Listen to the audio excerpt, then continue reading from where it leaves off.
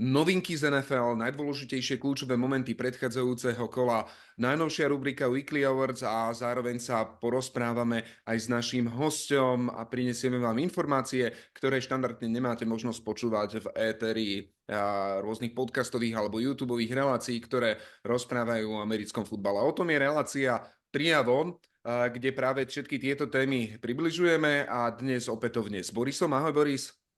Čau Peťo, ahojte. A s Tomášom Urbanom, hosťom našej tejto týždňovej relácie. Tomáš, ty si dlhoročný hráč Nitra Knights, zároveň tréner Flegu. Po veľmi úspešnej sezóne predchádzajúcej si oznámil, že ukončuješ kariéru, ako to býva zvykom prvýkrát, teda aspoň čo viem, že ukončuješ kariéru, tak uvidíme, že či budeš nasledovať aj niektorých iných hráčov ako Tom Brady a predsa len ťa niekedy uvidíme. Každopádne, aká je aktuálne teraz tvoja pozícia v tíme? Či sa venuješ teda Flegu, alebo sa plánuješ aj ďalej venovať Flegu? A vítaj samozrejme. Ahojte, ďakujem za pozvanie. Takže teraz ten plán do budúceho roka je vlastne, že už som zostal takým tým flagovým nadšencom a vlastne som program líder Flegu v Nitre, čiže riešim všetky kategórie od U10 až po seniorov. Čo si hovoril k tým kopačkám, že som to zavedol na klinec, cítil som to tak už po tých rokoch a myslím si, že to bolo akože jedno z tých dobrých rozhodnutí a hlavne som to ukončil v tom najlepšom. Čiže je to také zadruženie a taká super pamiatka už na celý život. No, asi neexistuje lepší spôsob, ako rozlúčiť sa s kariérou, ak to človek tak plánuje a uvažuje. Ja viem, že ešte predtým, ako ste išli do toho playoff, tak som vedel, že plánuje, že toto má byť tá posledná sezóna, že nebolo to situačne, že tak som vyhral, tak to teda ukončím a že to takto dopadlo. Gratulujem a ty si tak skromne povedal, že nadšenec Flegu a Flegu sa venuješ, ale o Flegu sa budeme ešte rozprávať, lebo či už Nitra alebo slovenská reprezentácia vo Flegu dosiahla naozaj veľmi pekné výsledky, ktoré treba spomínať, lebo keď je sa čím chváliť, tak je dobré, aby sa to zopakovalo, aby sme tým inšpirovali aj ďalších nadšencov a možno budúcich hráčov Flegu.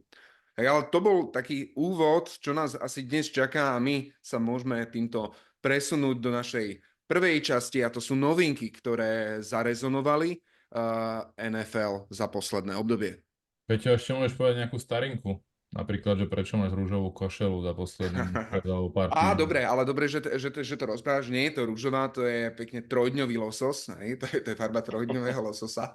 Ale dobre, že to rozprávaš, lebo by som to skoro zabudol spomenúť. Totiž už od októbra mám v hlave, aby sme spomenuli, že NFL má aj ten rozmer taký spoločenský a snaží sa celý október upozorňovať na prevenciu proti rôznym chorobám. Vtedy je to väčšinou zamerané, alebo teda hlavne to bolo zamerané na ženské ochorenia. Vtedy hráči nosili práve rúžové rukavice, kopačky, trička alebo čokoľvek. Rúžové. Teraz november je zameraný na prevenciu proti ochoreniam, ktoré zasahujú nás chlapov. Takže aj takýmto spôsobom pripomenúť, že NFL nie je iba o športe, ale je o takom nejakom širšom rozmere. Apropo, niektorí z vás mali ste niekedy takýto módny výstrelok, že ja neviem, hrali ste v rúžových rukaviciach alebo v oranžových kopačkách alebo s niečím takýmto fancy? Alebo ste sa držali takých tých tradičných farieb? Ja nie, ale akože mali sme špecialistu. Myslím, že Patrik Klementovič má obľúbe tieto farby. A Paolo Horník tiež. On dokonca sa mi zdá, že má ešte aj telefón, akože kryt rúžový. Tým ho pozdravujem.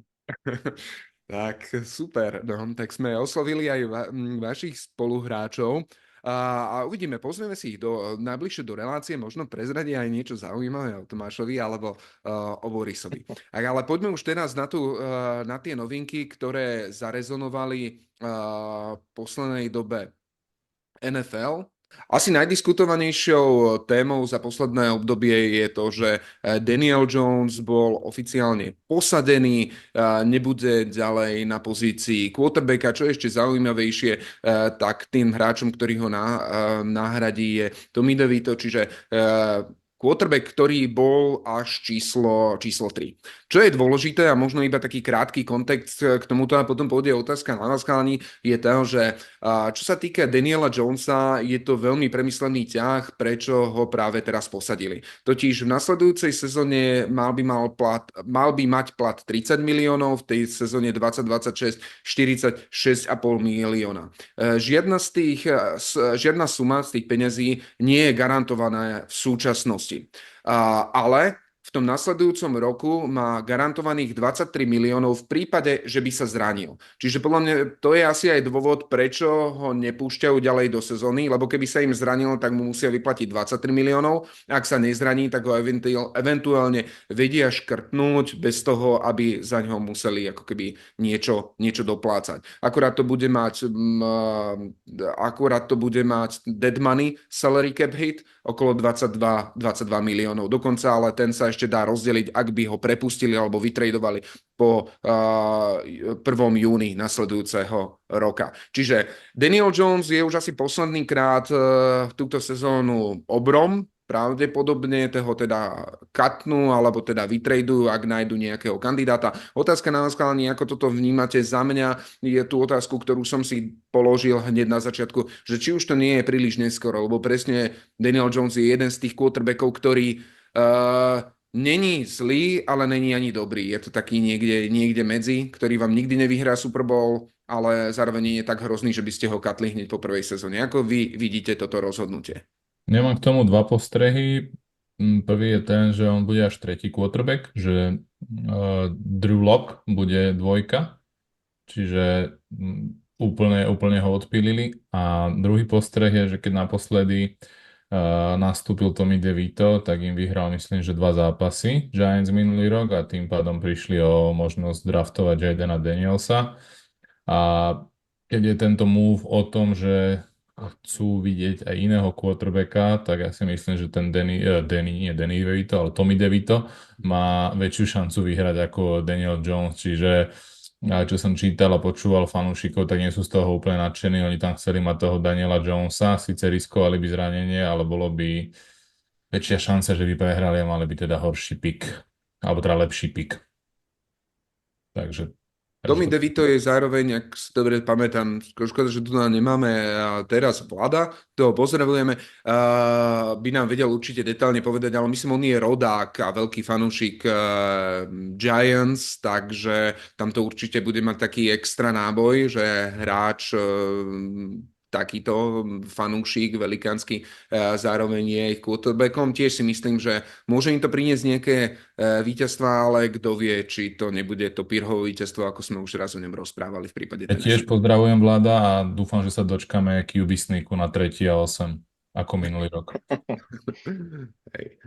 Čo sa týka noviniek, ešte jedna novinka, ktorú máme pripravenú a to je zranenie Gabe'a Davisa, hráča, ktorý posilnil Jacksonville Jaguars. Ten si pretrhol meniskus v nedeľnejšej prehre a tým pádom bude chýbať týmu do konca sezóny, ak sa všetky tieto správy potvrdia. Takže Jaguars nie len, že prišli, alebo teda mali dlhodobo zraneného svojho running backa Etienne a teraz aktuálne bez Trevora Lawrencea, tak ďalšia strata a tento tým je naozaj ťažko skúšaný. Na druhú stranu možno to zachráni miesto ich head coachovi, ktorý sa môže vyhovárať alebo ospravedlňovať práve týmito zraneniami. Takže zranenie Gabe'a Davisa a posledná informácia, ktorá vyšla iba teraz nedávno, tesne pred nahrávaním, je tá, že Jets vyhodili svojho generálneho manažéra, takže potom, čo vyhodili head coacha, vyhodili ďalšieho vinníka, prečo sa im nedarí, a to je ich generálny manažér. A teraz má otázka na vás, že vyhodili už naozaj že všetkých tých vinníkov, alebo a teraz môžeme čakať do najbližšieho zápasu krásne ofenzívne a defenzívne divadlo v podaní Jets? Ja si myslím, že nie. Stále. Ja viem, že ten vinník je daný a veľa ľudí o ňom hovorí. Proste už Rodgers není to, čo býval. Má vek a tie výkony sú také priemerné. Môžeme ho podľa mňa zaradiť už medzi takých podpriemerných alebo priemerných až podpriemerných quarterbackov. No, teraz vyšiel o tom veľmi dobrý článok, strašne dlhý na ESPN. U každého, koho to zaujíma, urgujem si to prečítať. Ono tento, musím si dať pozor na tie anglické výrazy, ono tento úpadok týchto legendárnych hráčov, najväčší problém v nich je, že oni si to neuvedomujú a oni si stále myslia, že sú takí dobrí a stále proste nechcem povedať, že nie každý, ale väčšina z nich hľadá proste chybu okolo seba, že čo by ešte potreboval, aby to bolo úplne žiarivé. A um, nakoniec ten generálny manažer Green Bay Packers to odhalil podľa mňa úplne presne a poslal Rodgersa preč, ešte za neho vyfasoval aj strašný kapitál, čiže klobúk dole pred Green Bay, že to dokázali spraviť a Jets podľa mňa tí sa prepadávajú hlbšie a hlbšie. Áno, to bol perfektný ťah poslať Rodgersa ešte, kým ho vedeli zobchodovať, poslať preč ďalej a našli na to partnera a teraz si to budú musieť Jets vyžrať doslova, že investovali toľký kapitál a čo sa týka Jets sa ešte vrátime, ale ak by som už opustil túto časť noviniek a poďme sa pozrieť na tie top highlighty, lebo niečo mi vraví, že v tých nasledujúcich našich spomenutiach a zamysleniach sa ešte k tomuto týmu dostaneme. Ale prvne sa tam dostaneme, začneme zápasom, ktorý odštartoval celé kolo, lebo je to zápas, ktorý určite stojí za to, aby sme ho zmienili a je to zápas medzi domácimi Philadelphia Eagles, ktorí privítali Washington Commanders. Toto divízne derby, ktoré malo rozhodnúť o tom, kto bude naďalej kráľovať tejto divízie. Nakoniec ovládli domáci Eagles, ale nebolo to tak v celom zápase. Ešte v polčase vyhrávali Commanders, dokonca Commanders vyhrávali 10-3 v tretej štvrtine, no potom zavelili hráči Philadelphia Eagles k obratu a z 10-3 to otočili na 26-10 a ku koncu už došlo iba k úprave zo strany Washington Commanders. Čo stojí za zmienku a prečo tento zápas spomíname, je výkon running backa Eagles Saquona Barkleyho, ktorý sa opäť zaskvel skvelým výkonom, keď v 26 carries nabehal 146 yardov, skoroval 2 touchdowny a ešte ďalších 52 yardov pridal ako po zachytení vzduchom. Fantastický, fenomenálny výkon. Veľmi sa priblížil, čo sa týka počtu yardov už k Derekovi Henrymu. A otázka asi tá, že či Saquon Barkley je ten X-faktor, ktorý aktuálne ťahá Eagles. Lebo keď si spomenieme na Eagles v predchádzajúcej sezóne, ten tým je veľmi podobný, ten rozdiel je práve tento running back a keď sa pozrieme na tú ofenzívnu hru, tak je to niečo, čo sa veľmi dobre pozerá. Už to není na tom tuš-puš, ale už to máme na hráčovi, ktorého to evidentne baví a ťahá celý tým hore. Ako to vidíte vy? Mne sa veľmi páči, že Barkley dostáva toľko carries. Je to určite efektívnejšie a hlavne si teda Hurtsa šetria, keďže vieme, že on je jeden z tých, čo ľubí behať. Čiže určite je ťahoun, akože podľa mňa jeden z najlepších running backov v lige. Čiže ja som troška taký voči Henrymu, nemám ho až tak ľúbe, ale za mňa určite McCaffrey, on a Alvin Kamara sú takú tí ťahúni, čo sa týka running backov teraz. No ja doplním ešte k tomu, čo som hovoril, Tommy DeVito, nebol on sám, ktorý vyhrával Giants minulý rok zápasy, bol to aj Saquon Barkley a čítal som teraz o tom, že oni si idú po quarterbacka v najhoršom možnom vesmíre a oni vedeli, že keby tam mali Saquona Barkleyho, tak on im dokáže pár zápasov vyhrať sám a teraz to je krásne vidieť, že on keď má okolo seba silnejší tím, tak on tie zápasy fakt, že on je ťahuňom toho. Nechcem povedať, že ich vyhráva sám, ale v tomto prípade je ťahuňom a 3/4 ho držíte proste skrátka, alebo 3,5 a zrazu sa on proste odpúta a na 5 carries vám spraví 80 yardov plus potom chytí jeden dump off pass, ten krátky za line of scrimmage a zabehne 40 yardov a nikto ho nevie chytiť.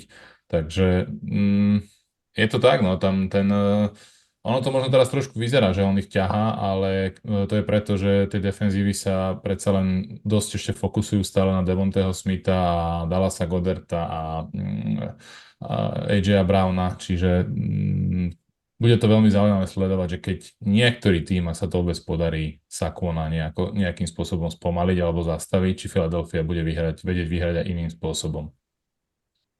No, áno, to je niečo, čo si určite zodpovieme v nasledujúcich týždňoch. Aj tieto, ale tie dva touchdowny, ktoré skóroval Saquon Barkley, neboli to tie touchdowny, keď si poviete, že chýba tam 1 yard, dám to running backovi a ofenzívna line to pretlačí, ale aj ten prvý, ten bol po 23-yardovom behu, ten druhý bol po 39-yardovom behu. Naozaj je to hráč, ktorý dokáže nachádzať tie diery, dokáže lámať tekle a čo je absolútne fantastické pre mňa to sledovať, že to vidíte, že toho hráča to baví. Normálne, že on sa teší, keď dostane tú loptu a vie úplne, že strhnúť ten tým, lebo je to tak prudko nákazlivé, že to vidíte aj na tých ostatných hráčov, že veria, že to dajú a možno sa dostaneme teraz k tej situácii, ktorá tu už dlho nenastala a to, aby jeden tým z tejto divízie obhájil víťazstvo z minulého roka, lebo verím, že sa to Philadelphia Eagles dostane podarí a že sa dostanú teda na to prvé miesto.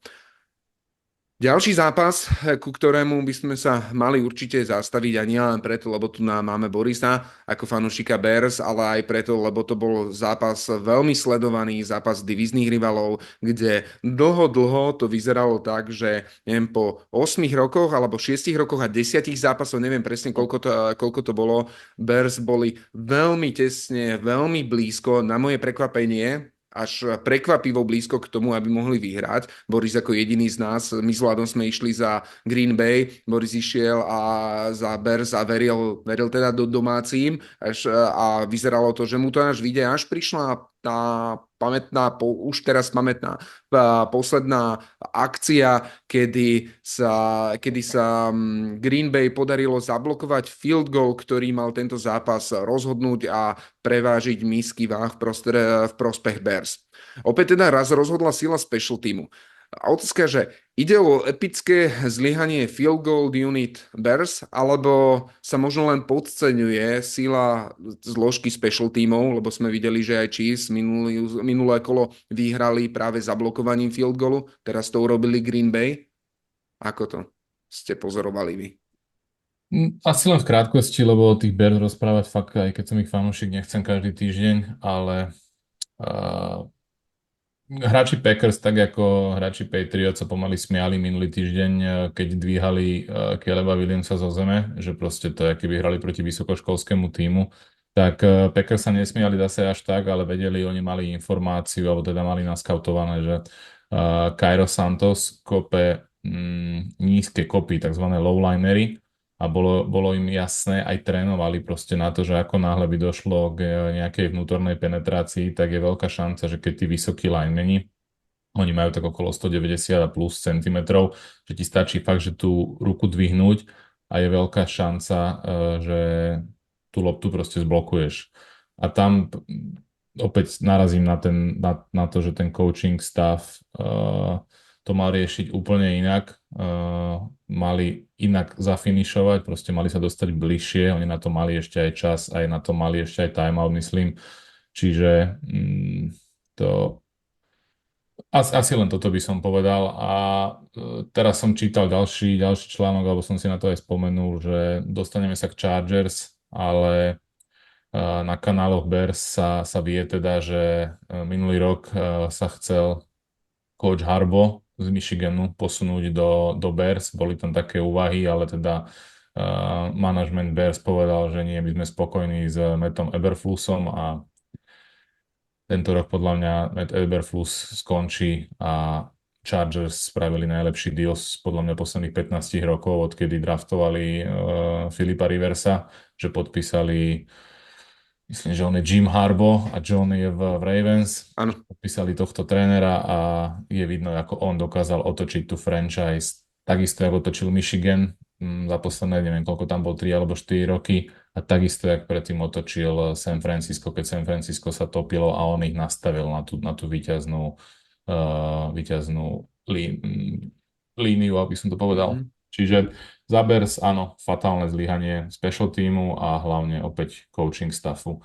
Veľké zlepšenie v offense, ale opäť Ale Taký, šťastie aj v defense, lebo udržať zase Packers na 20 bodov tiež myslím si, že nie je zlý výkon. Ja len doplním k tomu, čo ty si povedal. Išlo o to, že pre tých z vás, ktorí ten zápas nesledovali, že keď rozohrávali Bears na 30 yardov Green Bay, získali 2 yardy, a tam ich zastavili, mali 2-8 a ešte nejaký čas a oni to riešili tak, že nechali skoro čas uplynúť, zakolovali svoj timeout a potom Santos 46-yardový field goal nepremenil, lebo bol zablokovaný.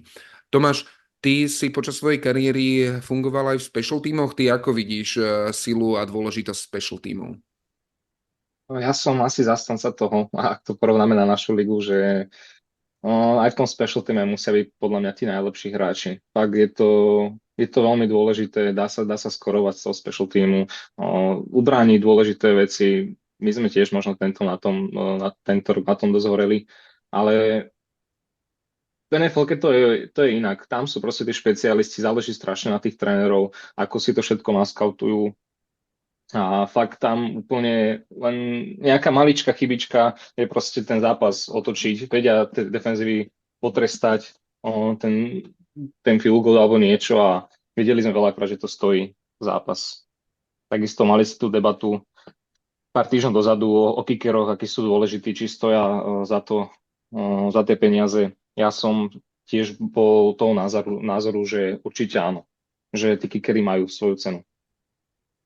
ja som to chcel povedať, neviem, či ešte chceš dostať k tomuto zápasu, ale proste zlyhanie kickerov tento víkend, to je na samostatnú debatu. Taký Dustin Hopkins z Clevelandu by mohol o tom tiež niečo napísať, alebo kto to ešte bol? Justin Tucker dokonca. Dva mysnuté field goally.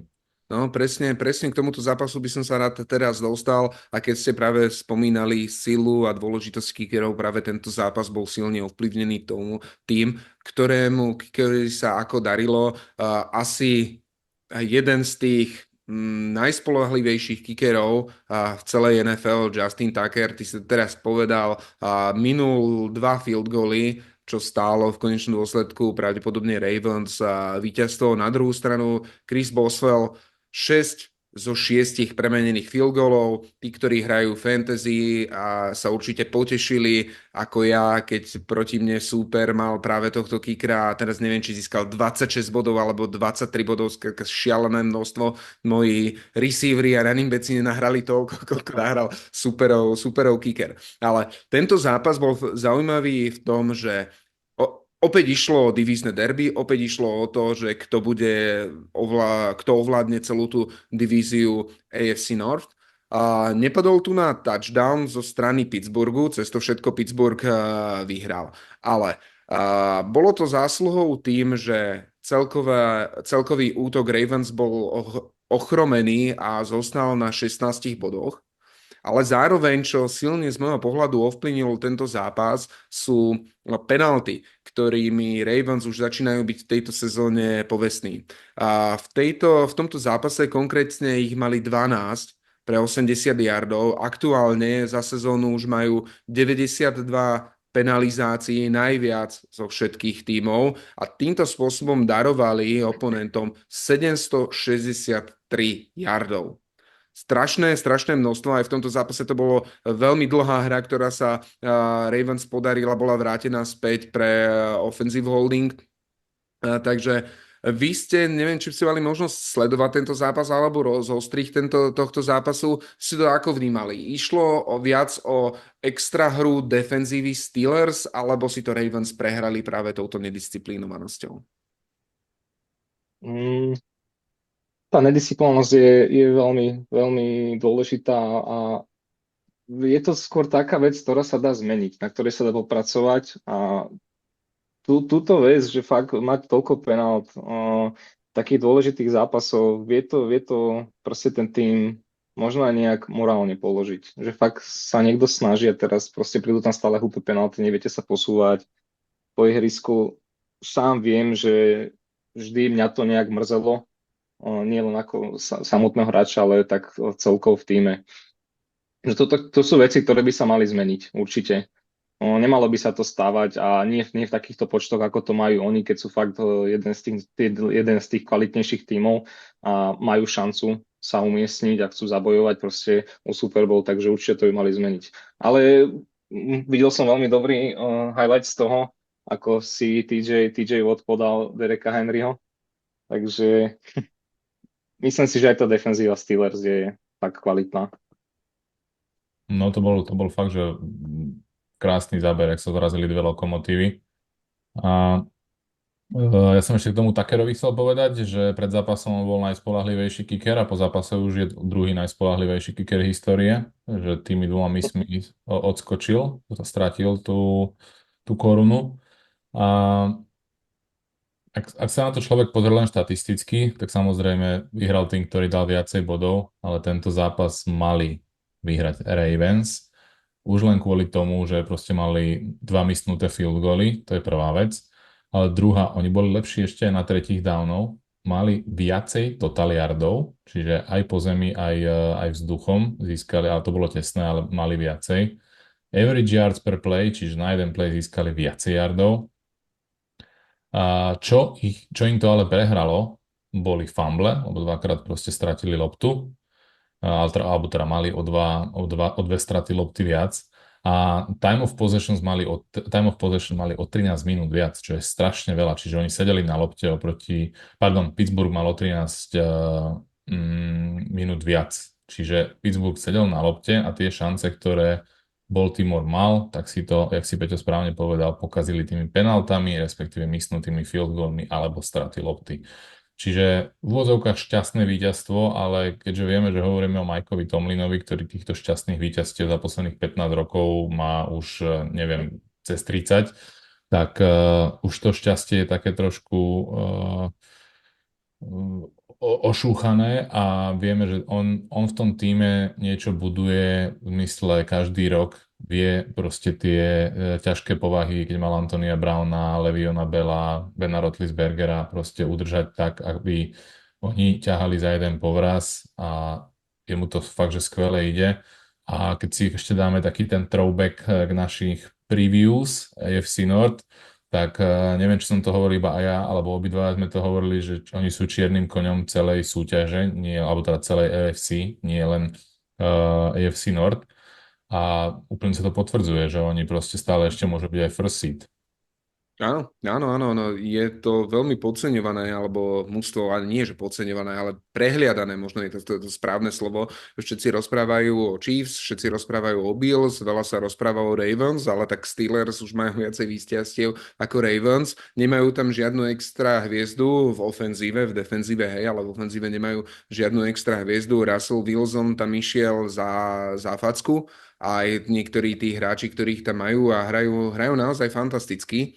A určite je to jeden z tých tímov, ktorých tiež asi nechceš stretnúť v play-off, lebo ten Tomlin ich dokáže perfektne pripraviť. Jedna otázka posledná k tomuto zápasu. Mike Tomlin, top 5 head coach v rámci ligy? Za mňa áno, ako určite. On podľa mňa už aj v historických tabulkách, neviem či top 5, ale top 10 určite tam sa vyštverá. Napríklad taká zaujímavosť, tí, čo to nepozerali a ku koncu highlightov si môžu všimnúť, že myslím, že 2. a 8 alebo 2. a 9 oni vymenili quarterbacka, čo sa v NFL až tak často nerobí.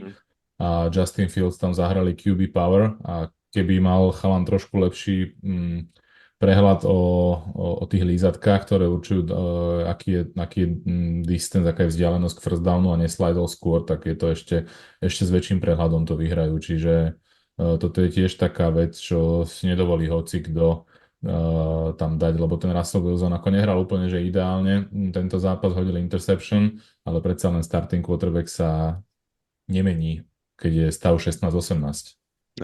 A keď potrebujete získať prvý down a perfektne to zahrali. Trošku som bol prekvapený, že Ravens nečakali to, že Justin Fields si tú loptu nechá a že on to zabehne, lebo jak tam išiel, tak to bola prvá vec, ktorá ma napadla, že to zahrajú na toto. a vyšlo im to. No. Takže perfektný play calling, Steelers Ale získavajú. to je aj ten odkaz tomu Russellovi Wilsonovi, lebo predsa len Russell Wilson, on bol tiež a hlavne ešte aj je taký trošku, že behavejší quarterback. To není úplne, že drevo, čo stojí v pokete a povedia mu, že poď, dáme tam rýchlejšieho. Ja, tak zároveň to vyvíja aj tak trochu tlak na ňo, čo je určite dobré a tú competition na pozícii quarterbacka to tiež zvyšuje. Podľa mňa A, mu Tomlin povedal, že keby ho náhodou ťa trafia, tak ty si starter, teba musíme kryť, tak preto ide tam Fields. no, dobrá, krásna, ale to je aj čaro dobrého trénera, že to vie krásne zaobaliť, že on ti to tak zaobalí a ešte ti to No, predá ako darček. hej, hej. Že, Ťa že to, pošle do ryti a sa tam tešíš. presne, že sa tam tešíš, že vlastne môžeš sedieť a pozerať sa, ako tvoj náhradník je tam v kľúčovej akcii celého zápasu. Čo sa týka kľúčových akcií, tak na tie sme sa tešili asi všetci. Teraz prechádzame k zápasom pobedného alebo toho druhého sledu, teda zápasom od 10., kde najväčším ťahákom bol zápas medzi Buffalo Bills a Kansas City Chiefs, čiže stretnutie alebo zápas medzi Joshom Allenom versus Patrick Mahomes, kde takéto kľúčové momenty o nich nie je núdza, aspoň doteraz v ich vzájomných zápasoch. Tento ale zápas bol pomerne jednoznačný, alebo teda oťaže tohto zápasu, aby som sa nedotkol fanúšikov Chiefs, tak oťaže tohto zápasu za mňa pevne držal Buffalo Bills. Chiefs vďaka svojmu play callingu a vďaka svojmu hviezdnemu quarterbackovi sa dlho držali v zápase, ono však to bolo veľmi vyrovnané, ale mal som pocit, aspoň za seba, že ten prím tam ako keby určovali Bills. No a až sa dostaneme k jednej hre, pri ktorej som si povedal, že tak toto bol teda call, ktorý by som asi ja nerobil. A to bolo, že za stavu, keď vyhrávali 23-21 Buffalo Bills, bolo 2 minúty 17 do konca, 4-2, sa rozhodli hrať hru miesto toho, aby kopali field goal. Ak by kopli field goal, a to bolo pomerne blízko, to by určite premenili, alebo na 99% premenili, vyhrávali by 26-21, čiže o 5 bodov. Chiefs by museli skorovať touchdown, Mahomes by mal na to 2 minúty, čo nie je nereálne, ale skrátka akože takáto by bola situácia. Oni v tom čase sa radšej rozhodli hrať hru, ktorou síce skorovali touchdown, ale keby sa im to nepodarilo, tak Chiefs dostanú loptu 2 minúty 17 do konca, nie až tak ďaleko od polovičky a bude im stačiť kopnúť field goal. Bolo toto rozhodnutie podľa vás správne? Boris, si ofenzívny koordinátor, Tomáš, ty vedieš tým vo flagu, čiže dostávate sa v tých situáciách, kedy si musíš povedať, že teraz to risknem a teraz to nerisknem. Bills sa rozhodli to risknúť a im to vyšlo. Z vášho pohľadu bolo to správne rozhodnutie, alebo postupovali by ste obdobne, alebo to bol taká risky play, ako zvykneme vydávať pri head coachovi Lions?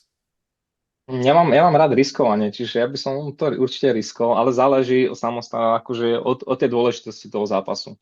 Pre nich je asi každý zápas dôležitý, ale je to zaujímavé rozhodnutie. Neviem, ja by som do toho išiel určite, lebo fakt Mahomesovi dať čas, 2 minúty, on vie zázraky. Za mňa jednoznačne to bolo skvelé rozhodnutie.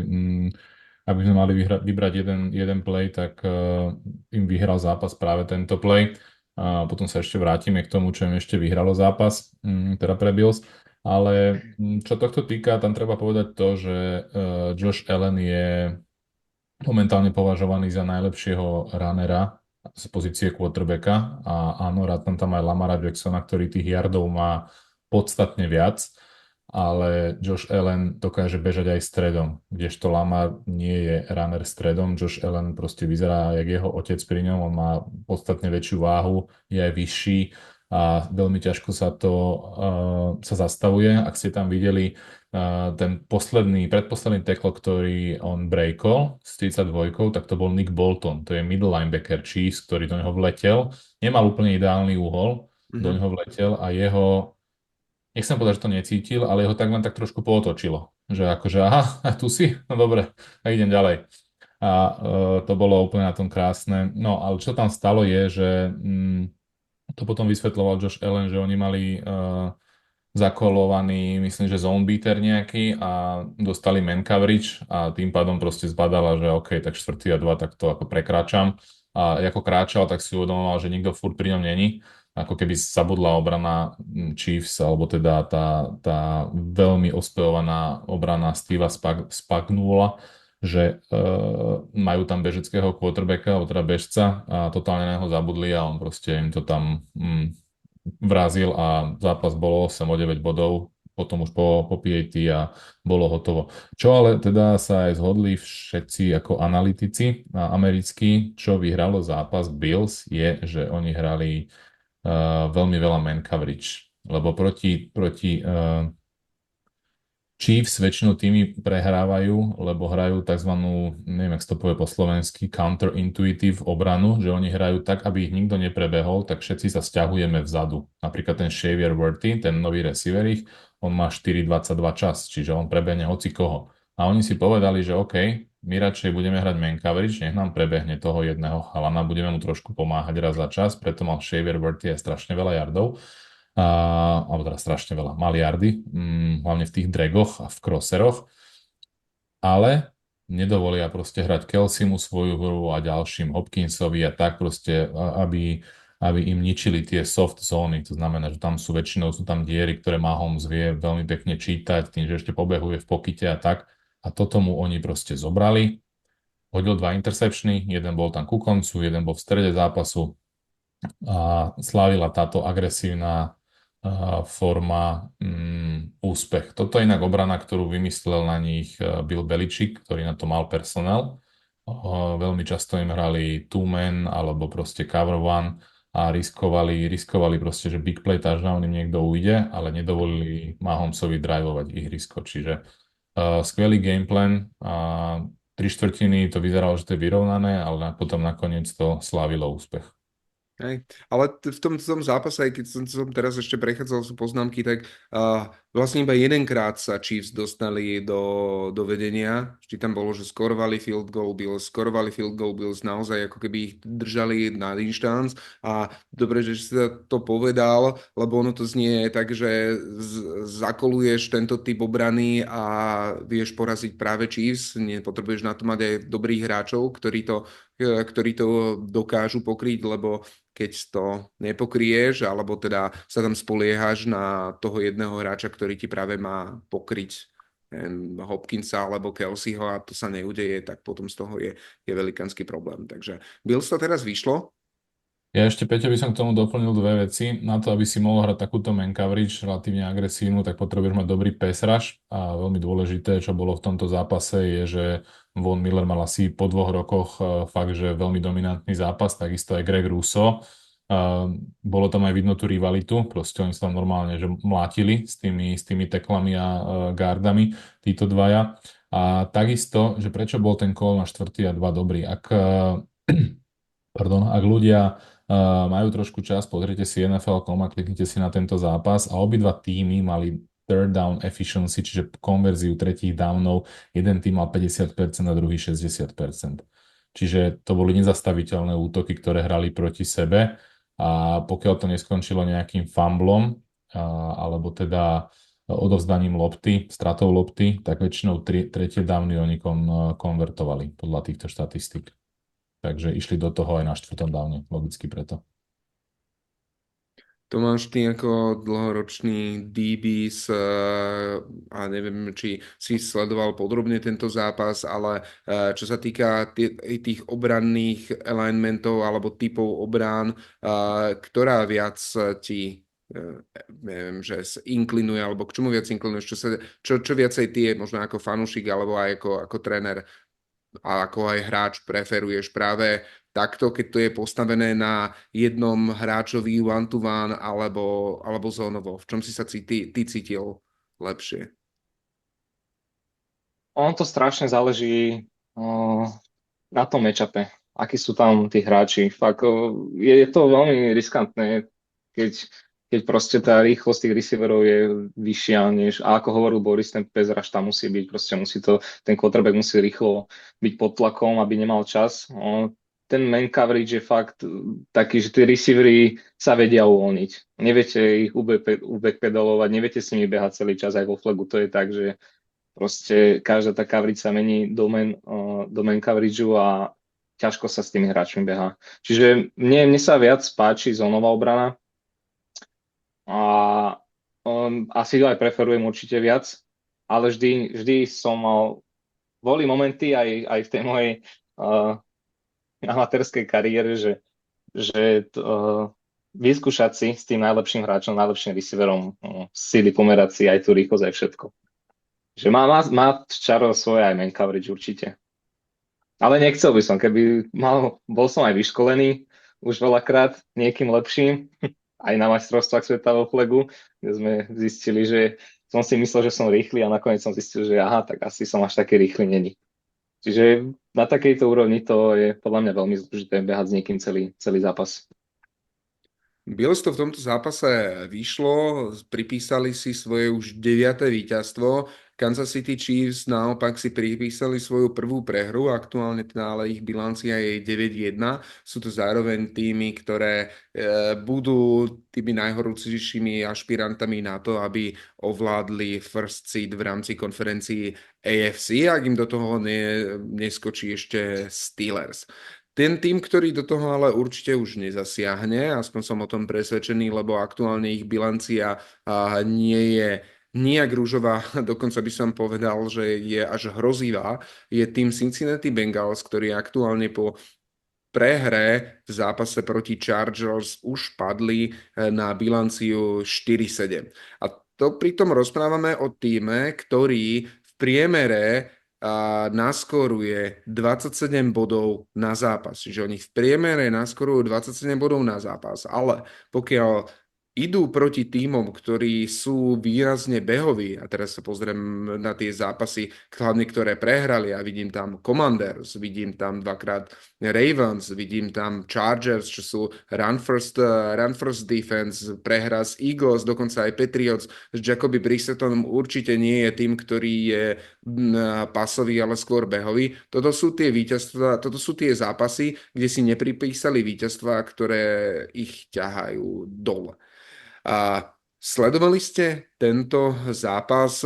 Súhlasíte, alebo aj vy evidujete to, čo som teraz povedal, že Bengals, i keď majú explozívny a fantastický útok, tak ich defenzíva, a to sme nevídali v tých predchádzajúcich sezónach, je veľmi zlá, to hovorím veľmi slušne, a špeciálne proti behom. A možno druhá otázka, či sa toto dá nejakou formou ešte fixnúť takto v priebehu sezóny, a či Bengals ešte budú mať ten late run, ktorý ich katapultuje na nejaké 7. miesto.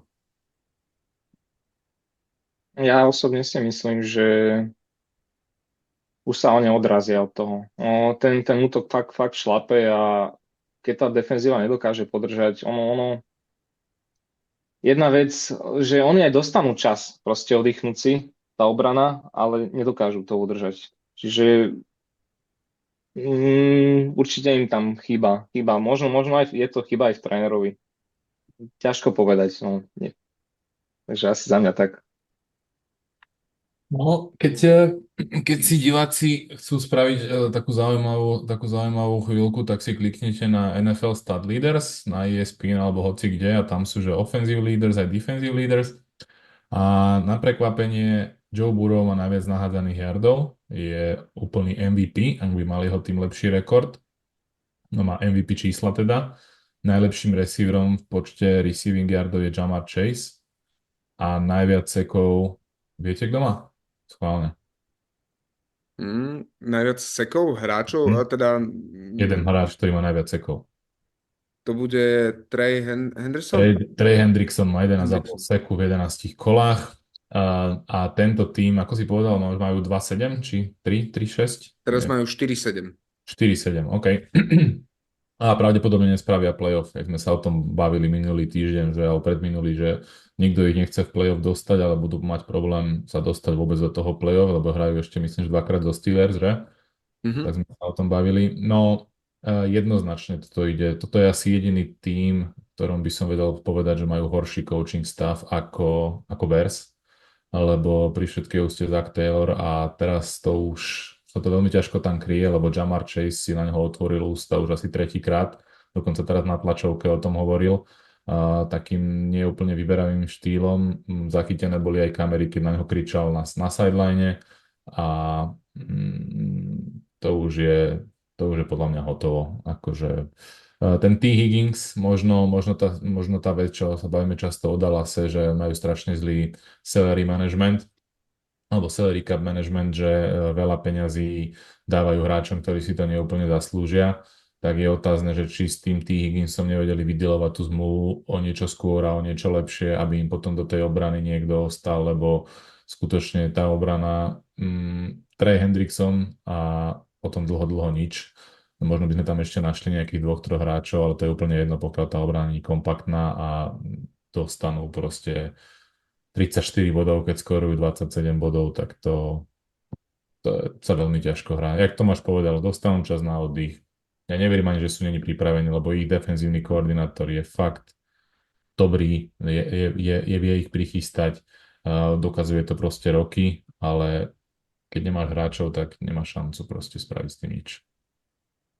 Oni nepatria keď si pozriete tie defenzívne štatistiky, nepatria hráči alebo defenzíva Bengals úplne k tým najhorším, alebo úplne najhoršia štatisticky, či už v behu alebo v pase, ale vždy patrí k tým tímom, ktoré poviem, že sú v tej bottom 5 alebo bottom 10, čiže spodná 5 alebo spodných 10 tímov. Postupne v tých štatistikách, špeciálne v príbehoch je to vidieť tam, do akej miery dokážu brániť prvý down, či získaný behom alebo pásom, ako keby to nevedia zastavovať, a to keď nevieš zastavovať tie prvé downy, kedy to tie týmy proti vám, špeciálne behové, dokážu pretlačiť, tak ten tým stále postupuje a ono to spôsobí nakoniec to, že skoruje a potom je to o prestrelke a niekedy mi je až ľúto Joea Burrowa, že môžeš sa snažiť ako blázon, Jamar Chase sa môže snažiť ako blázon,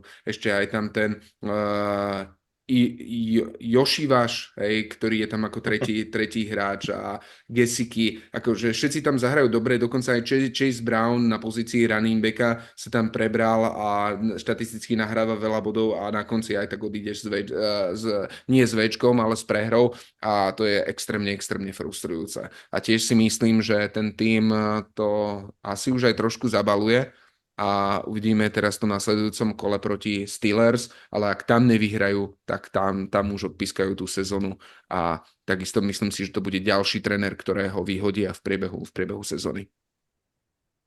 Je ešte niečo k tomuto zápasu, čo by ste možno dodali? Čo vás napadá? Alebo sa presunieme k našej novej rubrike? Lebo pripravili sme si novú rubriku. Pardon, Boris, si sa nadýchol? Nie, to bol taký klasický nádych. Nechcem k tomu. Klasický veľký nádych. Dobre. Vypočuli sme si vaše odporúčania, vaše tipy, zároveň nám to tak aj zapadlo do toho, ako sme rozmýšľali, že čím obzvláštime našu reláciu, a pripravili sme si Weekly Awards, kde budeme teda rozprávať o tom, čo vnímame ako top výkon kola, čo vnímame ako sklamanie kola a čo vnímame ako prekvapenie kola. A tak, ako sme to videli my sme strašne vďační, že na sociálnych sieťach, či už na Instagrame alebo na Facebooku, ste nám napísali vaše tipy a teraz máme možnosť, alebo vy máte možnosť si odsledovať, do akej miery sa váš názor a náš názor prelína. Ja začnem hneď s tou prvou kategóriou a to je výkon týždňa, alebo top performance týždňa. A za mňa tých výkonov tam bolo obrovsky veľa, ktoré by sa dalo spomenúť. Budem zvedavý, že čo poviete vy. Ja by som to ale dal hráčovi na pozícii quarterbacka a je to quarterback Denver Broncos, Bo Nix, ktorý z 33 pokusov pásových 28 premenil na complete pre 307 yardov, 4 touchdowny, 0 interceptionov, quarterback rating 145, čiže exkluzívny quarterback rating. Rozprávame o hráčovi, ktorý je nováčik, hráčovi, ktorý bol draftovaný ako quarterback číslo 5. A obvykle, keď to máte, tak sú prví dvaja, traja tí silní. Niektoré kolá sú, že niektoré ročníky sú, že možno iba jeden quarterback je draftovaný. Tento bol draftovaný ako quarterback číslo 5 a hrá absolútne fantasticky. Nie je na ňom vidieť, že je to nováčik. Hrá Broncos a ide to podľa mňa ale aj za Seanom Paytonom vyzerá vynikajúco. Denver nie je ten tým taký otlúkánek, že sme v prerode, ale naozaj je to tým, proti ktorému sa veľmi ťažko hrá. A i keď poviem, že z tých 4 touchdownov ani jedna nebola nejaká super bomba, dvakrát išlo screen, kedy to zachytil hráč na nejakom blízko line of scrimmage a potom to prebehol, ale extrémne spolahlivý výkon od takéhoto mladého quarterbacka. A to hrali proti Clevelandu Browns, ak správne spamätám. Takže za mňa to je tento výkon. Hrali proti Atlante Falcons. Vy, koho by ste označili? Kto vás oslovil najviac za posledné kolo? No, u mňa to je asi švajčiarsky nožík, Tyson Hill, ktorý mal 3 rushing touchdowny. On ako je zvykom, on vystrelí raz ročne. Akože, určite je to dobrý výkon, má 34 rokov a stále dokazuje, že proste dokáže zahrať aj quarterbacka, aj tight enda, vie blokovať, vie hrať v special teamoch. Určite fakt je to obdivuhodný hráč a bodaj by mal stále takéto výsledky, aby sa im darilo. No. Boris? Mne sa páčil Josh Allen, že dokázal proti veľmi silnej obrane zobrať to na seba, síce hodil jeden interception, ale nahádzal veľmi veľa yardov a ten tým je postavený na ňom.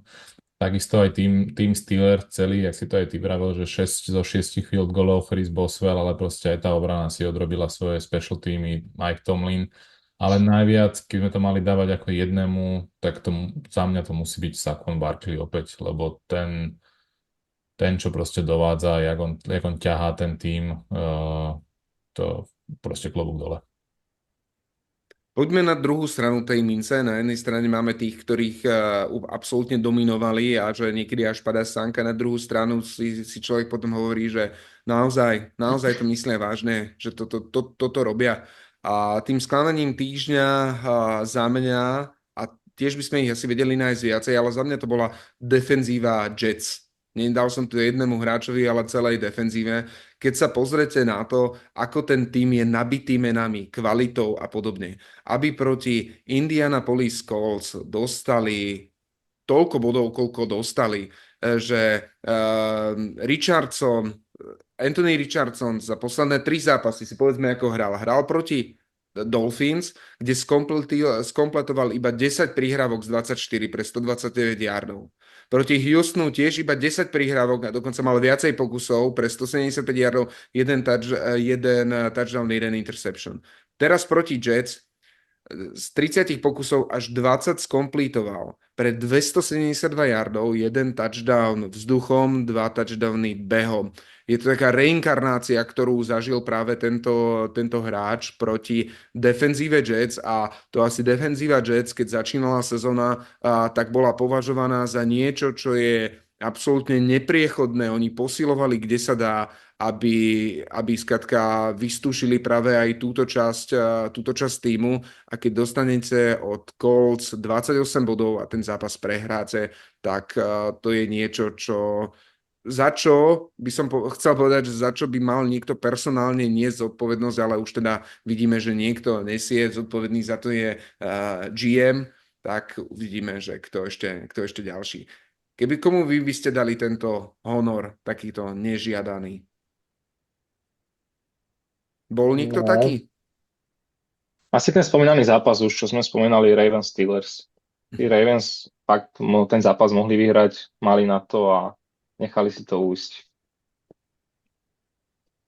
No, za mňa je to stabilne Dallas. A ako som aj spomínal, Bears, coaching staff by sa dalo, ale asi najviac ma sklamal kicker Dustin Hopkins, ktorého som považoval za jedného z tých veľmi presných kickerov a misol 2 určite, neviem, či nie až 3 field goaly a nevedel proste trafiť nič včera či predvčerom, takže Mhm. asi by som to dal Dustinovi Hopkinsovi, keby som to mal nejako do jednej osoby dať. A na záver teda povedzme ešte to prekvapenie, taká vec, že kľudne, že či tam niekto takto bol, ako môžeme povedať, že aj Tyson Hill, že ale od neho sa už to pomaly že takže očakáva, že presne ako Boris Tomáš povedal, že on tam má zápas, kedy vystrelí a toto bol ten zápas a vy sa iba modlíte, že nenastúpi proti vám vo fantasy, lebo to sú šialené body, ktoré vie takto získať. Za mňa tým prekvapením by som označil, a teraz snáď ma fanúšikovia Seahawks neroznesú, v rukách, ale je to práve výhra tohto týmu. Totiž ten tým, ktorý nastupoval proti 49ers, kurz na ňoho bol 3, na 49ers bol 1,3. Aj keď ide o divízne týmy, aj keď ide vždy o divízne zápasy, tak práve návrat Christiana McCaffreyho, Tomáš aj spomínal, jedného z top 3 running backov celej ligy, práve silne prekláňal nízky váh v prospech 49ers. Ale Christian McCaffrey v tomto zápase v úvodzovkách zostal iba na 79 yardoch, 27 vzduchom a 0 touchdownov a tým záverečným driveom a záverečnou hrou Geno Smith to strhol v prospech Seahawks a to bolo niečo, čo som naozaj že nečakal a to bolo u mňa prekvapenie týždňa. Tomáš, máš niečo? Prekvapenie asi nie, ale asi by som pozdvihol ešte výkon možno Amon-Ra St. Browna, ten mal 11-11. Tam mi zdá targetov 11 catchov a pre 2 touchdowny.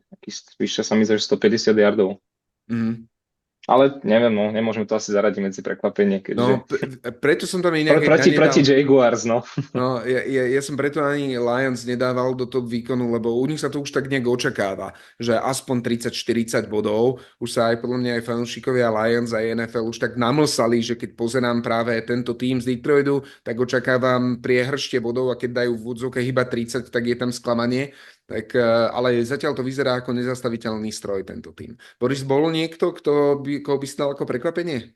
Lions budú prekvapením, ale negatívnym až na Thanksgiving, keď prehrajú z Bears.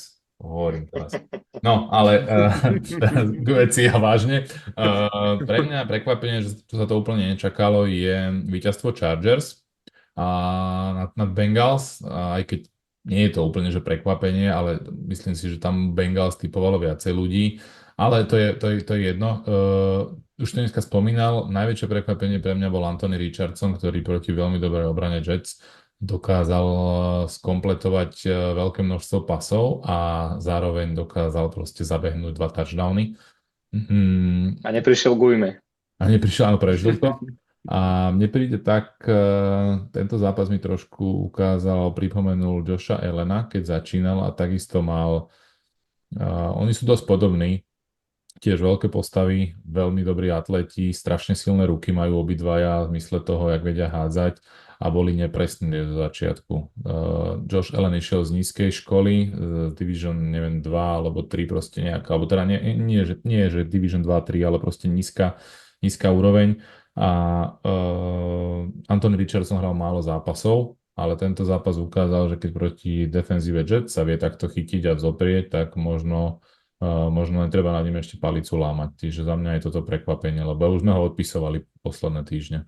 Tam je otázna vždy tá jeho konzistencia, ale presne, že to je ten ups and downs, je obrovský ten rozptýl a dokáže prehrať sa i vyhrať zápasy, ktoré... Ale chcel si prekvapenie, nie konzistenciu. Tak... Áno, veď jasne. Ale hej, asi myslím si, že to prekvapili každého, že mnohí sa tešili, že ak mám defenzívu Jets, tak neskutočne veľa bodov proti Colts a nakoniec sa tak nestalo. Tak... Mňa ešte inak prekvapilo, ak môžem, že som mal včera v noci 28 bodov náskok pred kolegom z týmu, hrali sme proti sebe fantasy a jemu ostávalo 60 minút, ktorý je podaroval Joe Mixon a búchol 35 bodov a prehral som o 7, takže pekné ráno ma čakalo. Áno, áno, to sú tie také tie výkony, pri ktorých si povieš, že preboha, to snad není možné. A takých tých výkonov tam bolo ale viacero a my budeme určite aj zvedaví na vaše postrehy a možno aj vaše takéto zážitky, kedy nejaký výkon vás či už v fantasy odpálil, alebo keď nehráte fantasy, tak minimálne posadil do kresla a dáte nám to vedieť cez sociálne siete. Ale na moment teraz opustíme NFL, využijeme tú príležitosť, že s nami je tu na Tomáš, lebo Tomáš okrem toho, že sa venuje flagu na tej úrovni v Nitre, venuje sa flagu aj na úrovni reprezentácie a beriem ťa ako jeden z tých ľudí na Slovensku, ktorý má o flagu pomerne velikánsky prehľad. My sme v prechádzajúcej relácii tu nám mali Stanleyho Gašparoviča, ktorý nám porozprával o tom, ako funguje flag v Monarch. Toho pozdravujeme a ešte raz ďakujeme, že sa k nám pripojil. Skúsme sa ale teraz, prvnež sa dostaneme na tú slovenskú scénu, možno ťa opýtať, ako ty vnímaš ten boom ohľadom flagu? Flag je zároveň šport, ktorý bude na olympiáde v Los Angeles, takže asi by som očakával, že záujem o tento šport bude rásť, lebo každý sa chce dostať na olympiádu. Ako to vnímaš ty? Možno poviem tak z toho európskeho hľadiska. Ono to hlavne vidieť, že každý ten štát proste ten flag rozbehuje v Európe. Čiže aj tých detských kategórií pribúda viac tímov a je vlastne o to stále záujem. A není to už len o tom, veľa tímov skladá alebo robí ten flagový program kvôli tomu malých hráčov do teklu, ale práve už mi to príde, že už to není len o tom, že stavajú si tie decka na tom, aby im zostali vo flagu aj ako seniori, s tým, že majú možnosť tej reprezentácie. Mhm. Nie každému proste seniorovi má chuť ísť do toho teklu, aj keď u mňa sú decka, čo už 13 by sa chceli zrážať, pýtajú sa, že kedy môžu začať, ale myslím si, že práve toto je také, že tá motivácia dostať sa do reprezentácie, tie olympijské hry, to akože bol veľký boom podľa mňa, si najväčší. Ja keď som počul, že vlastne v Amerike dokonca už ponúkajú štipendia na univerzitám, na univerzite ženám, alebo teda dievčatám, aby išli hrať, že im si budú naplatené štítko že skrz flag futbalu. Takže je to fakt veľký boom. Sa dotknem toho, čo si povedal, že áno, že bolo brané veľakrát tak, že flag je predpríprava, taká atletická predpríprava na skillové pozície v rámci tackle futbalu. Si hovoril, že u teba v týme sú ľudia, ktorí by si to radi vyskúšali, čiže nejaká tá tranzícia tam z flagu do tacklu je, ale teda aj ty vnímaš ten trend, že tak ako máme Istropolis Invincibles, Šariš Wild Horses na Slovensku, dva týmy čiste flagové, že tento trend rastie aj v okolitých krajinách, hej? Určite áno. Sú medzinárodné turnaje, kde sa stretávajú tie najlepšie európske týmy. Býva to v Chorvátsku, boli tam aj Istropolis. Najlepší český klub tam bol Příbram Bobcats. Oni majú veľmi dobrú kvalitnú flagovú akadémiu, alebo teda program, ktorý robia. Čiže hej, tam sa zíde tá topka, proste tých chlapov alebo tých hráčov, čo tam ja vidím, som stretol osobne na majstrovstvách Európy v Írsku alebo predtým, čo sme boli v tom Izraeli. Čiže chcú trénovať, chcú hrať a stále rastie. Aj ten potenciál toho športu je. A myslím si, že ono sa to časom možno už fakt dá na takú vyššiu úroveň. Akože nikdy to nebude konkurencia až taká americkému futbalu, ale prirovnal by som to možno niečo k takému, že možno futsal a normálny futbal. Florbal, niečo také, že... No niečo také. Môže to byť šport, ktorý by mohol byť stálou súčasťou, a teraz poviem tak, že telesných výchov, ako pozdvihnúť pohybovú kultúru na školách? Určite áno, oni mali vlastne ten projekt Moduly, ktorý bol, ja si myslím, že na Slovensku celkom úspešný, získali sme z toho dosť hráčov. Ten flag football je minimočný tým, že je troška ťažší na trénovanie, čiže aj tí učitelia by museli sa tomu viac venovať. Není to len dajte mi loptu, postavte, tam sa rozbehni, tam nahraj. Čiže je to aj o tej taktike dosť. Čiže áno, vlastne tie decká v tej škole by to mali určite super. Ale hovorím, všetko záleží od tých učiteľov, ako oni k tomu budú pristupovať. Poďme sa pozrieť na to, ako to vyzerá aktuálne na Slovensku. Sa celku zadarilo našim hráčom juniorským na majstrovstvách Európy, keď skončili na 5. mieste, dokonca mohli zabojovať o medaile, keby ten posledný zápas proti Nemecku vyhrali a získali teda tie rozdielové body na to, aby postupili priamo do semifinále. Ty si bol pri tom zápase aj pri tom turnaji, vlastne pri celej tej reprezentácii. Áno, ja by som sa vrátil ešte do roku 2021, kde sme vlastne s Borisom a ešte s Michalom Papom boli prvýkrát na takýchto majstrovstvách Európy v Taliansku, v Grossete, mali sme tedy U17.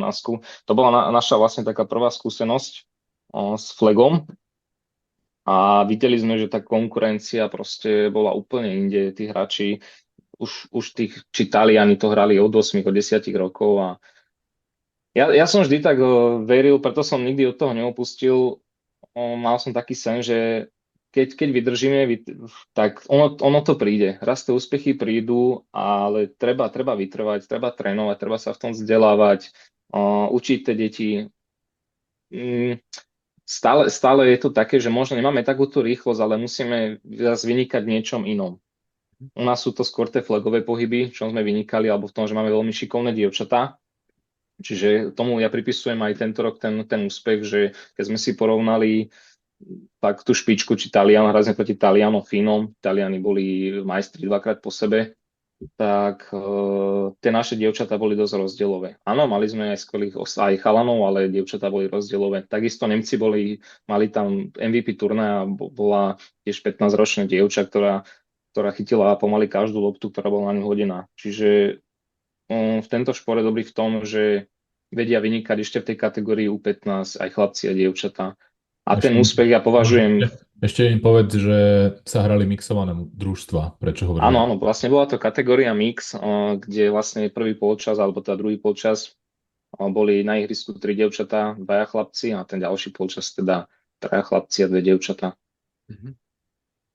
Momentálne je to asi najväčší úspech, čo sa týka flagovej reprezentácie. Hovorím, ušlo nám to vlastne o jeden touchdown, ale bol to fakt skvelý zápas. Škoda toho. Ale myslím si, že tie decka to motivuje. Nám z tej reprezentácii nám odídu nejakí len 4 hráči, čiže vlastne všetci ostatní sú mladší a keď tento budúci rok by mali byť ďalšie majstrovstvá Európy a zrejme vo Francúzsku, tak verím, že tú medailu raz prineseme. A myslím si, že fakt, keď my sme jeden z tých štátov, že čo sme ešte stále v tom krátko od roku 2021, čiže priniesť po 3 rokoch nejaký takýto úspech, výsledok je pre flag na Slovensku, alebo ako tak americký futbal na Slovensku dosť úspech. Viem, že sa venuješ primárne tým nižším kategóriám, alebo teda mladým hráčom. Čo sa týka ale seniorky a tímov dospelých, hej. Tam to vidíš ako? Tiež máme nejakú svetlú budúcnosť a môžeme sa tešiť na nejakú medailu, alebo možno na účasť na olympiáde, alebo tá konkurencia v podobe ostatných európskych a svetových tímov je hodne nám vzdialená aktuálne? Momentálne prebiehajú tréningy slovenskej reprezentácie. Pripravujú sa na tú ďalšiu kvalifikáciu alebo na tie ďalšie majstrovstvá Európy, čo budú. Ja som názoru toho, že ešte chvíľu to bude trvať. Dokým nám tí hráči z U15, U17 pôjdu do toho flagu a budú stále takí nadšenci, jak sú teraz, že nám neprejdú čisto len do teklu a povedia, že ja už flag nehrám, tak oni sa zlepšia natoľko, zrýchlia, budú si pamätať tie pohyby, ktoré sa robia vo flagu. Čiže je tam podľa mňa šanca. Samozrejme, nedá sa to porovnať, keď my na Slovensku tu máme, vyberáme, možno trepnem, že nejakých 100 hráčov a možno ani toľko nemajú záujem, že z 50, kde sú proste napríklad Angličani alebo teda Británia tam vyberá pomaly z 200 chalanov. Dáni tam majú tiež 2-3 ligy po 8, po 10 tímov. Čiže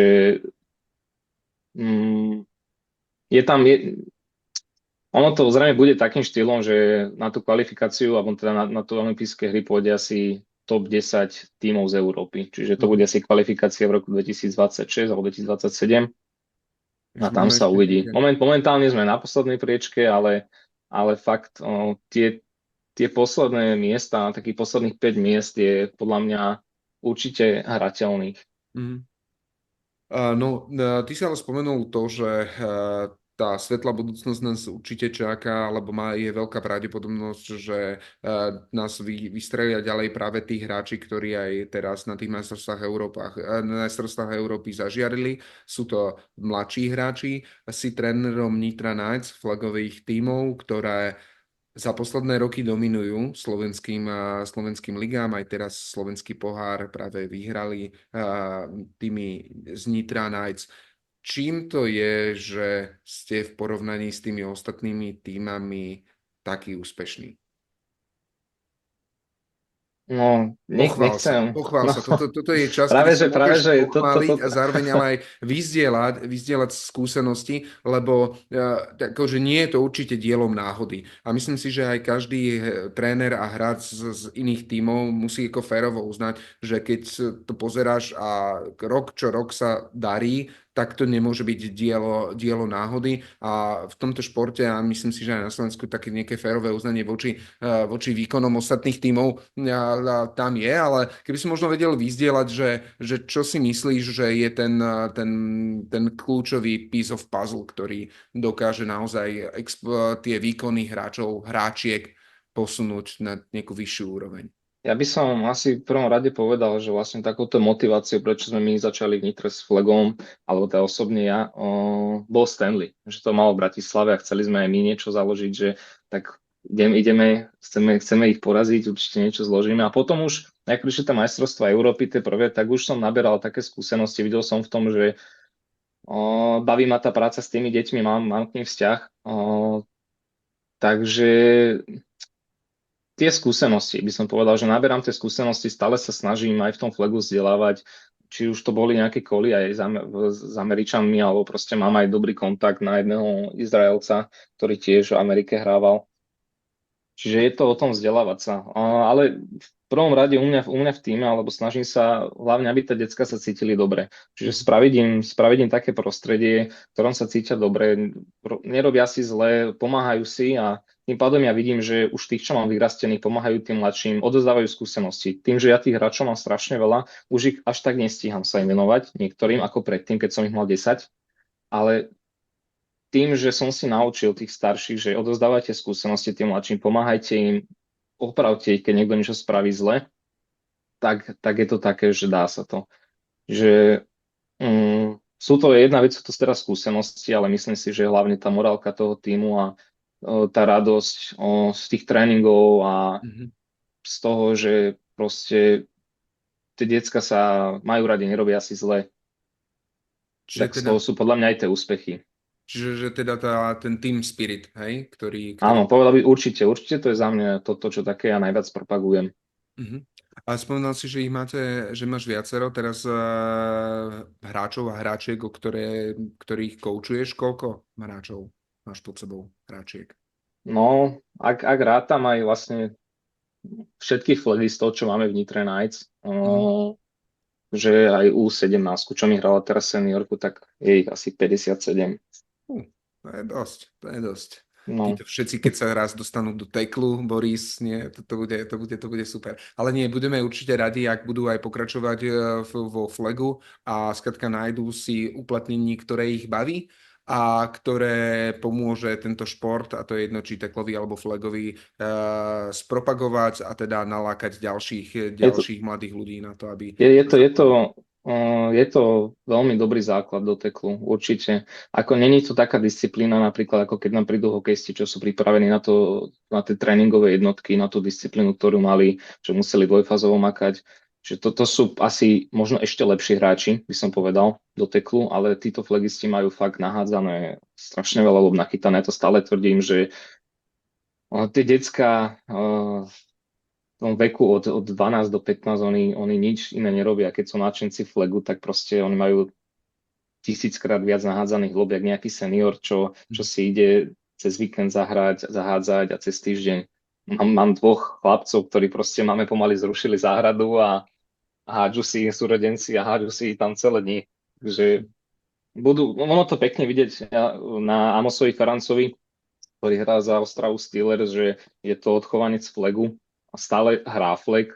A my sme ho videli aj u 17, videli sme ho teraz aj za seniorov na majstrovstvách Európy. Čiže minimálne tí quarterbacki fakt tú ruku tam vedia vycidriť veľmi dobre. A potom už teda je to na nich, ako to zvládnu, ten tlak z teklu, či sa nebudú báť a či si zvyknú na to výstroj.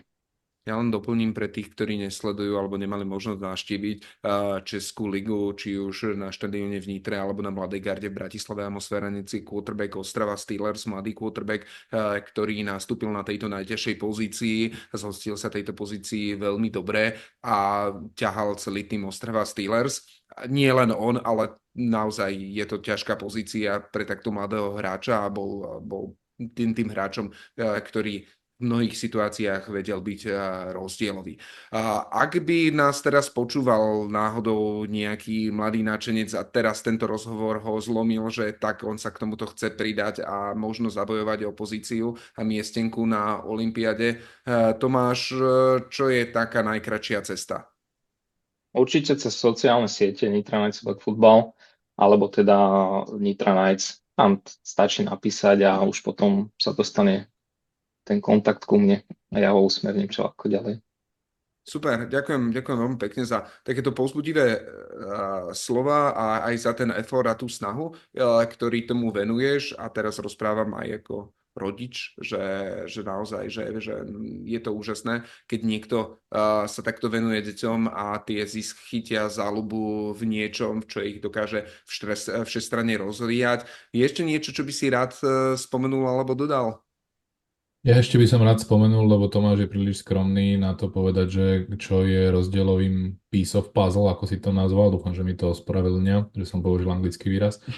A rozdielovým článkom je určite Tomáš, lebo minulý týždeň sme tu mali Stanleyho, ktorý to robí najdlhšie asi na Slovensku ako klub, ale Tomáš sa za 3 roky vypracoval na minimálne európskeho odborníka a dôkazom toho je aj to 5. miesto. A takisto to, čo tu nepadlo, je, že vyhráva v každej kategórii U12, U15, U17. Myslím, že Liga U10 ešte není ani U7, že? Nie, ešte nie. Takže keď bude aj tam bude vyhrávať a to je jednoznačný dôkaz toho, že vyhrá s hociakými hráčmi len preto, že sa tomu venuje a dokáže to tým ľuďom alebo tým chalanom predať tieto skúsenosti a informácie. A ďalšia vec, Tomáš to trochu spomenul, ale oni sú fakt, že je skvelá partia. Tam tí ľudia, tí rodičia proste, jak spolu držia, jak chodia na zápasy a to potom my cítime aj z tribúny, keď hráme seniorku, že oni chodia pomáhať aj na naše zápasy, alebo teda povzbudzovať, ale ich decká chodia pomáhať, robia nám chain crew a hoci čo treba. Takže túto klobúk dole pred Tomášom určite tým rozdielovým hráčom alebo trénerom kúskom je on. Ďakujem. Perfektné zakončenie celej tejto epizódy.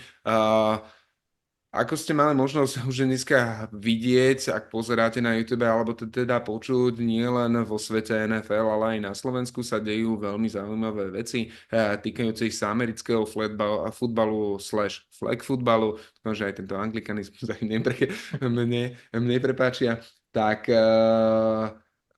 stačí iba urobiť vždy ten nejaký úvodný krok a otestovať to a nemáte čo stratiť. Maximálne stratíte 1 hodinu alebo 2 hodiny, čo strávite na ihrisku a môže to byť stále celku fajn vec. Takže určite odporúčam sledovať a počúvať nás aj v nasledujúcich reláciách, epizódach na sociálnych sieťach sa snažíme pridávať rôzne zaujímavé newsy, ktoré nás zaujímu alebo pre vás vymýšľať aj do budúcna nejaké súťaže. Dôležité spomenúť, mnohí ste sa nás pýtali, že či obnovíme alebo budeme vysielať ďalšie previews. Ďakujeme, že nám píšete a ďakujeme, že sa ozývate či už priamo cez profily alebo cez nejaké súkromné správy. Aktuálne previews nevyrábame. Je to časovo náročné. Bohužiaľ, Vlado sa teraz nejakú dobu k nám nevedel pripojiť a je náročné ako generovať ten content, aj tento reviews, aj tento previews, ale ako náhle my sme sa dostali do nejakého toho stavu, že to budeme vedieť pokryť, tak by sme sa k tomuto niečomu vrátili, ale určite si vážime a ceníme tie povzbudivé správy, ktoré nám píšete. Z našej strany je to všetko. Ja by som ešte takto na záver ešte raz poďakoval Tomášovi, že sa k nám dneska pripojil. Tomáš, Ďakujem za pozvanie. No a Borisovi, že to tu vniesol taký odborný pohľad a priniesol pohľad na niektoré hry, ktoré možno bežný smrteľník a hráč, ktorý sa, alebo človek, ktorý fanúšik NFL, ktorý sa NFL nevenuje, by možno nevidel. Takže ďakujem, Boris. Ďakujem a ja ešte by som povedal, že ja už sa budem tak trošku, ak sme sa aj bavili, vytracať z obrazovky alebo z vašich uší, keďže nám začala futbalová sezóna a toho času je málo, ale vždy, keď na to čas bude, tak sa pripojím. Dúfam, že aj Vlado sa vráti, ale divákom by som chcel povedať, že sme oslovili veľmi zaujímavých hostí. Tomáš a Stano boli tí prví, takisto hodím rukavicu rovno, Marek Galka by mohol prísť, Roland Špajs, keď bude nejaká časť ako head coach Monarchs, sme dohodnutí, že mu zavoláme a príde. A takisto tých nejdem menovať, ale takí zaujímaví českí hostia, ktorí už ma odmietajú 2-3 týždne, tak dúfam, že prídu. Takže Maťo, ak to počuješ, tak už je čas. Ďakujeme, pozerajte americký futbal a bavte sa týmto športom.